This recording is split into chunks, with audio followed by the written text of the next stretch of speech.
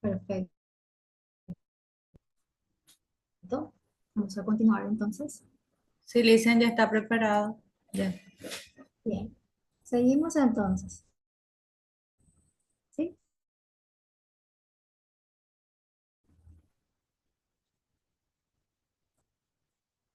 Uy, bien.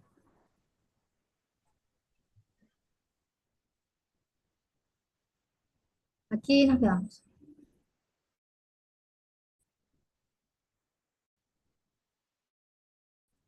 Más adelante, Lourdes, si no me equivoco.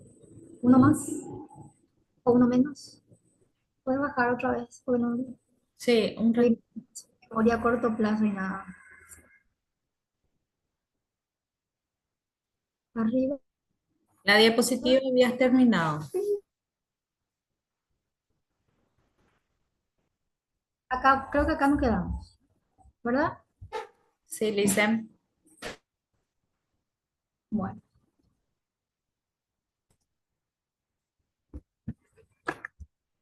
es complicado imaginar. Esto ya desarrollé. El siguiente entonces, ya me acuerdo.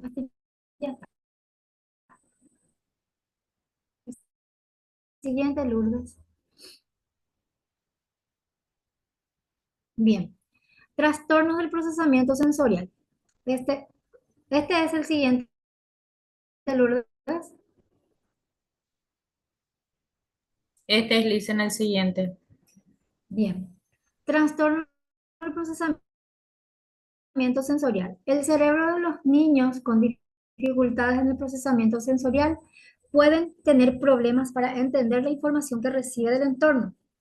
El trastorno de procesamiento sensorial puede afectar a uno o varios sentidos: vista, vestibular, el equilibrio y también la interocepción. Entonces, eso lo percibimos cuando nos vamos dando cuenta en nuestro niño pequeño que algo no funciona como tendría que ser. ¿Mm? No sé, mi niño pisa en puntitas, no pisa bien, pero no tiene ninguna dificultad motora, pero hace puntitas al caminar. eh, que antes comía o capaz también desde un principio ya lo rechazó el aroma, el sabor, a peinarse, no le gusta vestirse, hace demasiado frío y no se quiere abrigar, no se quiere bañar, pero no pasa comportamiento, sino va más allá de lo que es un berrinche o un comportamiento de rechazo nomás del niño, sino algo más. Ahí nos vamos dando cuenta que hay una disfunción o una alteración en el procesamiento de sensorial.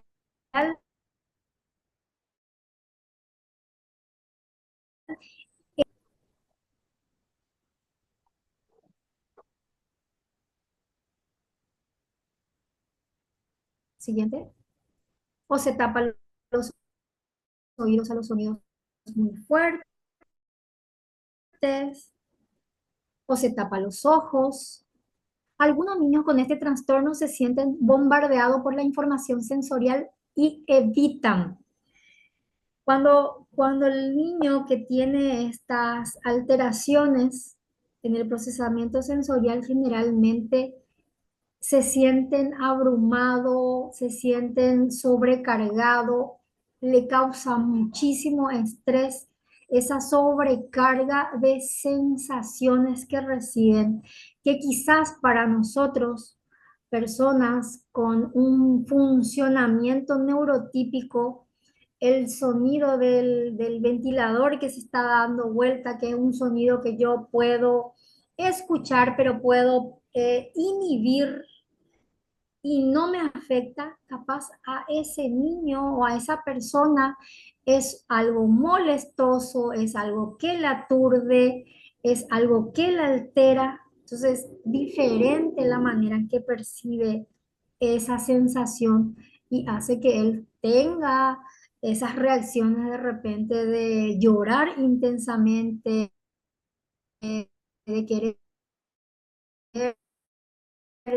de ciertos entornos en los que hay ese tipo de sensaciones o es, que le alteran, que, que, que, que lo reciben más intensamente.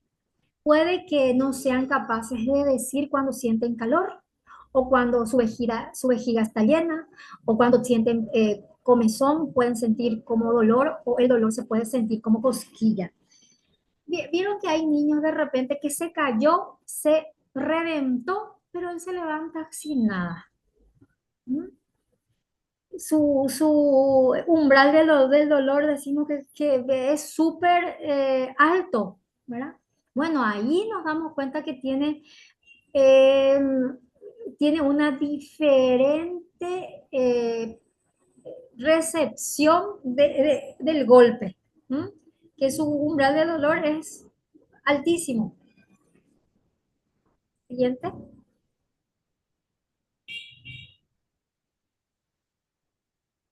Otro, al contrario, parece que no se diera cuenta de los estímulos que los rodean y son indiferentes. Esto generalmente suele ser muchísimo en los niños con trastorno del espectro autista, como que ellos no conectan con el entorno que los rodea. Y de a poco, cuando uno va llevándole a terapia y se van haciendo las intervenciones, recién logramos que el niño vaya conectándose con el entorno, con las personas que lo rodean. ¿Mm? Algunos niños sensacionales, como lo llaman, o a quienes sufren estos trastornos tienen problemas de coordinación. A otros se les antoja tener estimulaciones sensoriales intensas y activamente la buscan. Los síntomas varían dentro del trastorno. ¿Mm? Siguiente. Podemos encontrar manifestaciones hiporreactiva a los estímulos sensoriales. En contraste con los niños hipersensibles, un niño hiporreactivo puede buscar experiencias sensoriales intensas, por ejemplo, dar vueltas sobre mí mismo y chocar en adrede contra un objeto. Algunos niños fluctúan entre dos extremos de hiper o Trata que bien, hijo. Chao. La una se te busca. siguiente. Nivel de actividad inusuales, altos y bajos. El niño puede estar en movimiento constante o puede ser lento en activarse y fatigarse fácilmente. De nuevo, algunos niños pueden fluctuar de un extremo a otro extremo. Siguiente. Problemas de coordinación. Los problemas de coordinación se pueden ver en actividades motoras gruesas y finas. Algunos niños pueden tener un equilibrio pobre, mientras que otros tienen gran dificultad en aprender y realizar nuevas tareas que requieren coordinación motora, tanto en la motricidad fina, que principalmente en el trastorno del espectro autista, haciendo énfasis, solemos notar mucha dificultad en la coordinación motora para la escritura. Hay otras áreas, por ejemplo, para jugar haciendo encastres o haciendo otras actividades que son de su interés, lo hacen divinamente. Pero luego, por ejemplo, para la escritura no lo logran. ¿Mm? O también son de repente un poco, no tienen equilibrio para treparse o para de repente subirse en alturas. Siguiente. También hablamos de la hipersensibilidad al tacto, al movimiento, luces, sonidos. Esta hipersensibilidad suele estar bastante incorporado en estas alteraciones. ¿M? Esta hipersensibilidad puede ser manifestada en comportamientos tales como la irritabilidad o retraída cuando se le toca, evita ciertas texturas de ropa o de comida, distracciones o reacciones de miedo al movimiento en actividades ordinarias como las actividades típicas de los juegos en los recesos en la vida cotidiana. Siguiente. Una deficiencia en la integración sensorial significa que va a tener dificultad, ¿m? En ese sistema sensorial que está alterado. Ya conocemos los 8 sentidos que estuvimos hablando. Entonces, la dificultad va a producirse en el funcionamiento del niño en algunas de esas sistemas sensoriales que estén afectados. Va a requerir que el niño haga un sobreesfuerzo para adaptarse al entorno cotidiano. ¿No? ¿Por qué?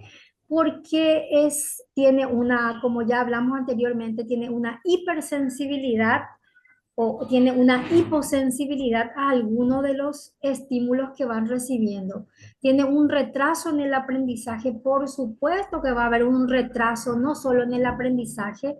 Cuando hablamos de primera infancia o hablamos de desarrollo de la primera infancia, tiene un retraso en el desarrollo neuro en el neurodesarrollo del niño. Se van dando cuenta ya que un niño de 2 años con dificultades o alteraciones sensoriales ya tiene un retraso en su desarrollo.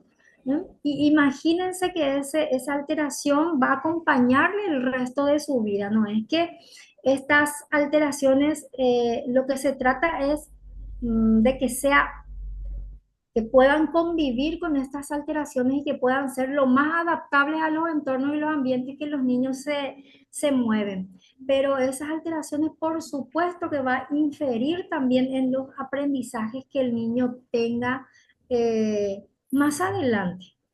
Problemas de comportamiento, claro que sí, porque el niño va manifestándose cuando hay este tipo de disfunciones o alteraciones eh, con problemas de conducta, a veces son agresivos, a veces son irritables, a veces son retraídos, a veces son todo lo que ustedes se imaginen o lo que ya viven con sus hijos con estos tipos de condiciones, las dificultades en la conducta que tienen, los berrinches que son a veces manejables, a veces son inmanejables por estas alteraciones que suelen presentar. Dificultades en el desarrollo de las destrezas motoras, propias de la edad del niño. ¿No? A medida que va avanzando, que son de repente hitos del desarrollo que deberían de estar adquiriendo, se dificulta adquirir esos hitos del desarrollo. ¿Por qué? Porque hay dificultades o deficiencias en la integración sensorial de estos sistemas sensoriales. Siguiente. ¿Cómo impacta en la vida del niño? Bueno, sabemos que impacta en todas las áreas de su vida. Acá en esta imagen hacemos como que un pequeño resumen de las actividades de la vida cotidiana que generalmente tenemos con nuestros hijos. Y ahí va describiendo los sistemas que implican estas actividades. Entonces, para que entendamos un poco. Por ejemplo, el aseo. ¿Cuáles son los sistemas que intervienen para el aseo? Imagínense, son 1, 2, 3, 4 sistemas que intervienen para que uno pueda bañarle a su hijo. Y supongamos que esté alterado uno o dos de esos sistemas, obviamente esa rutina va a ser súper tormentosa llevarlo a cabo con ese niño que tiene esa alteración en esa área. Control de esfínteres, vestirle, alimentarle, los estudios y el juego. Estas son actividades de la vida cotidiana que cuando hay alteraciones en algunos de los sistemas cuesta muchísimo llevarlo a cabo. Siguiente. Ideas para trabajar. ¿No? Acá vamos a entrar un poquito en las ideas que podemos tener para trabajar cuando hay estas alteraciones para intervenir eh, en la vida cotidiana con diferentes actividades. En esta parte hablamos un poquito de las actividades propiocepción, actividades para trabajar el área el sistema sensorial propioceptivo. Entonces podemos trabajar con nuestros niños los movimientos, ejercicios, eh, saltar, jugar a pelearse con almohadas, trepar, por eso es que solemos recomendar que los lleven a los parques, porque en los parques solemos tener eh, toboganes como para bajarse, para trepar, también estirar puede ser sogas, cuerdas, jugar con pelotas, ¿m? Jugar con pelotas. Siguiente.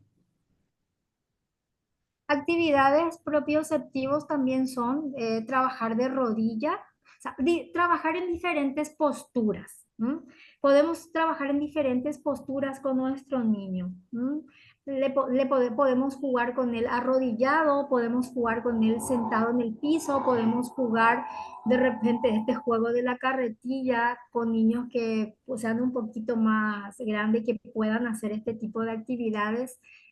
Podemos incorporar este tipo de juegos en nuestra rutina de juego diario. Juego con movimientos que impliquen más el equilibrio. Acuérdense que cuando hablamos de propiocepción hablamos de equilibrio. Siguiente.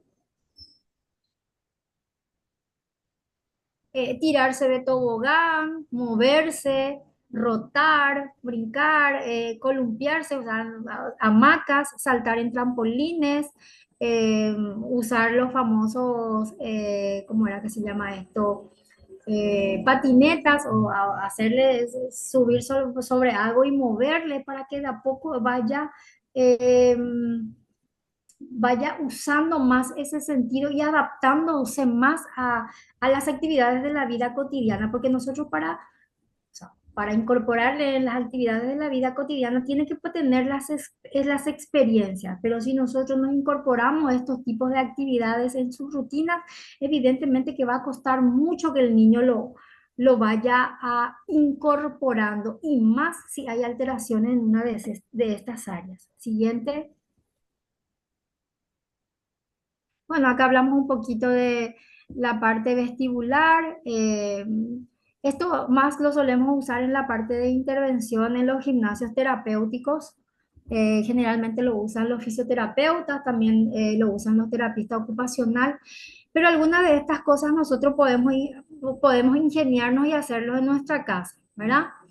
Por ejemplo, el tema de las hamacas, los trampolines, o de repente acá muestra hacer circuito con obstáculos. Nosotros podemos poner nuestra escoba, nuestra silla, nuestro ladrillo y hacer tipo de obstáculos o circuitos, ¿verdad? Para poder jugar con los niños. Hamaca, es fácil de inventar una hamaca. También hablamos de la integración táctil, visual, auditiva. Cuando hablamos de este tipo de actividades, quiero recalcar un poquito en esta área. No vamos a utilizar pantalla y no vamos a utilizar tele. Vamos a utilizar juguetes. Juguetes sonoros, xilófono, piano, pandereta. Inclusive podemos fabricar juguetes caseros para trabajar la parte de audición. Canciones, generalmente haciendo énfasis en los niños con trastorno del espectro autista, funcionan muchísimo los instrumentos musicales y las canciones. A veces hay niños que se verbalizan con canciones y con música y con instrumentos musicales. Táctil, jugamos con diferentes elementos, hacemos una dieta sensorial de elementos. Bueno, ¿esto en qué caso hacemos? Si el niño tiene esta alteración en este sistema sensorial, no se quiere poner su ropa, no se quiere poner abrigo. Entonces, ¿qué yo hago? Yo voy a trabajar para desensibilizar esa área y voy a hacer una dieta sensorial con diferentes elementos. Voy a usar esponja y pasarle por su cuerpo. Voy a usar cepillos y pasarle por su cuerpo. Voy a usar diferentes texturas. No quiere pisar el piso, no quiere pisar la tierra, no quiere, entonces voy a trabajar con elementos para meter sus piecitos dentro de distintos elementos. ¿Mm? Entonces, de repente no quiere tocar, no quiere tocar. Tengo niños que no quieren tocar nada, rechazan todo.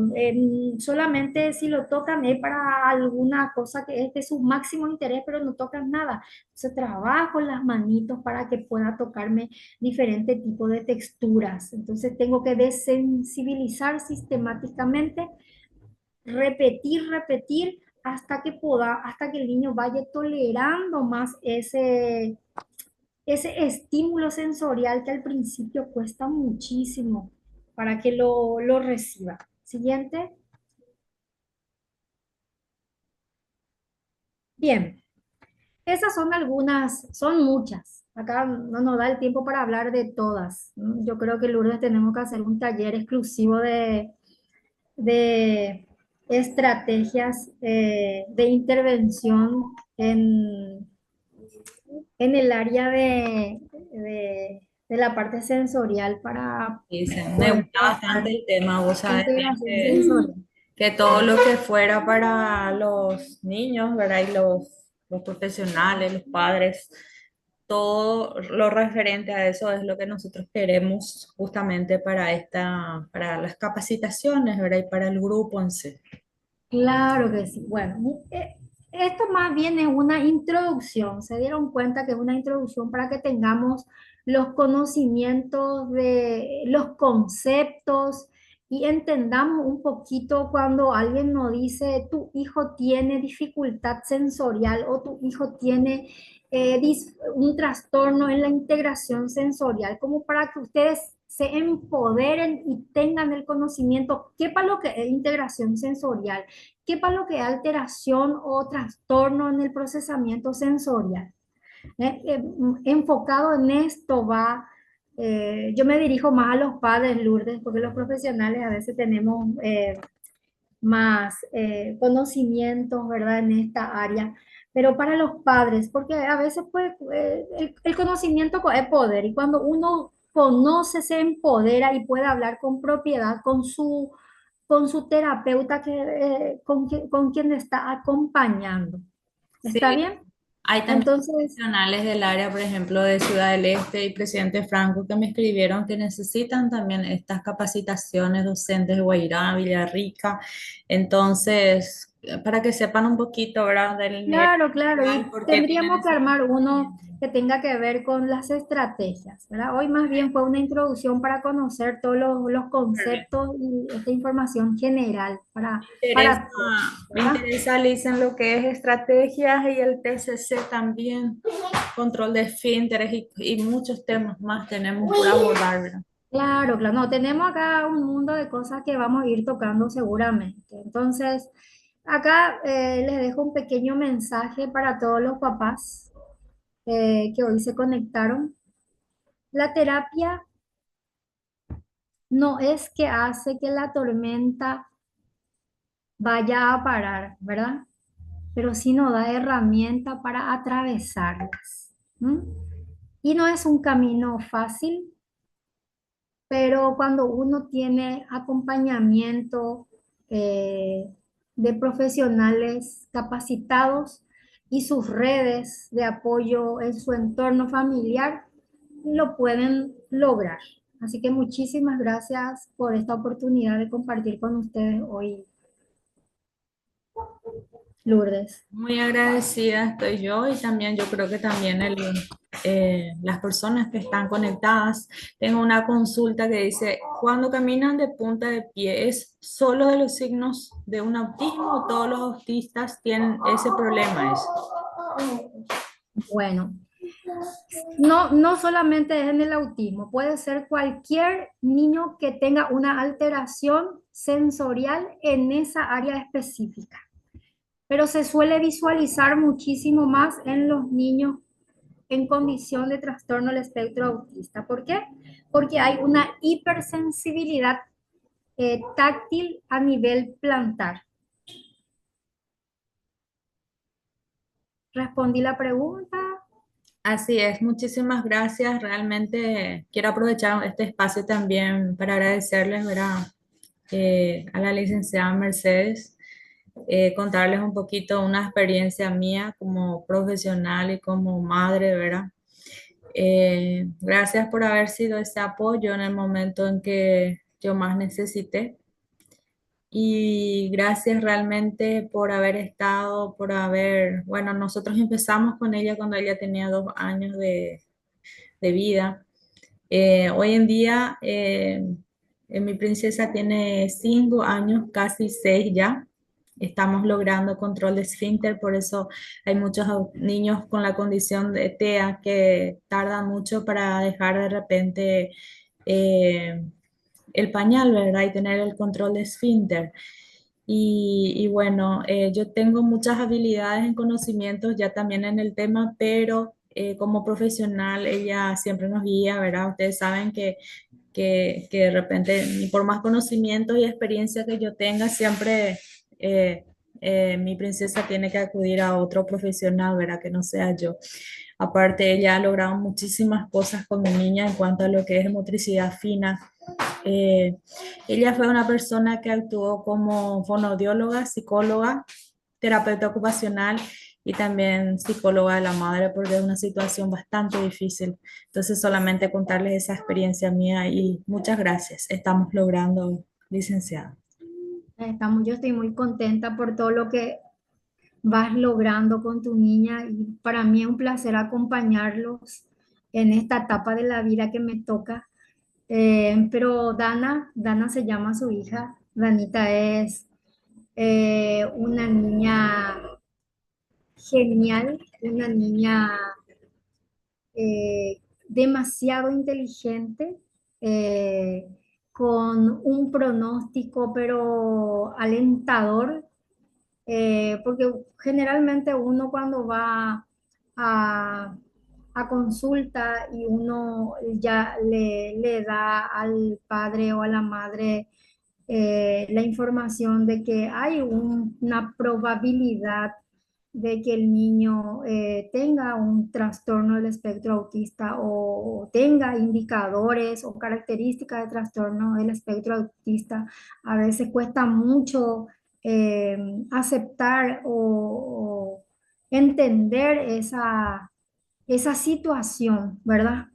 Entonces, Dana desde un principio yo la vi y siempre le dije a la mamá, Dana está para volar y para volar alto. Entonces, eso es lo que puedo decirte, Lourdes. Los años que tenemos trabajando juntas, acompañando a tu princesa.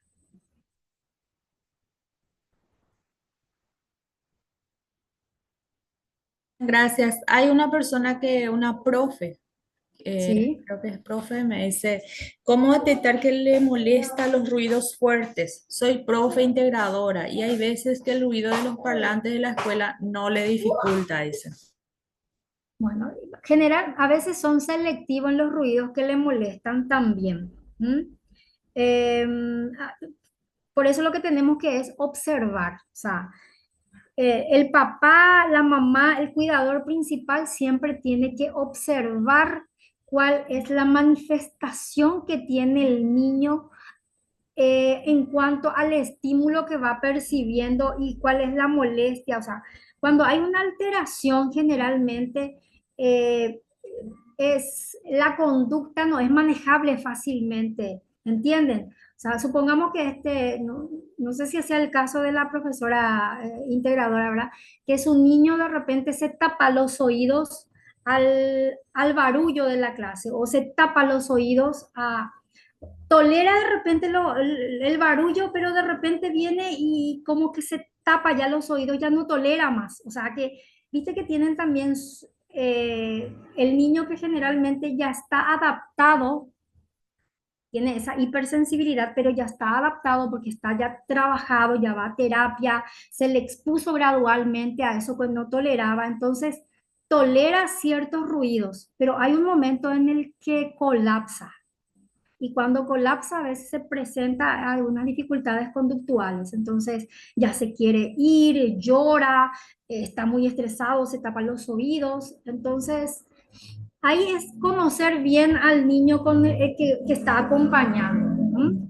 Conocer bien si realmente tiene una alteración en esa área, conversar con la mamá o con el terapeuta que la acompaña para que pueda tener un perfil de las alteraciones que tiene el niño. Entonces, de acuerdo a esas alteraciones que tiene el niño, uno ya sabe qué hacer en las situaciones que se le presenta con el niño.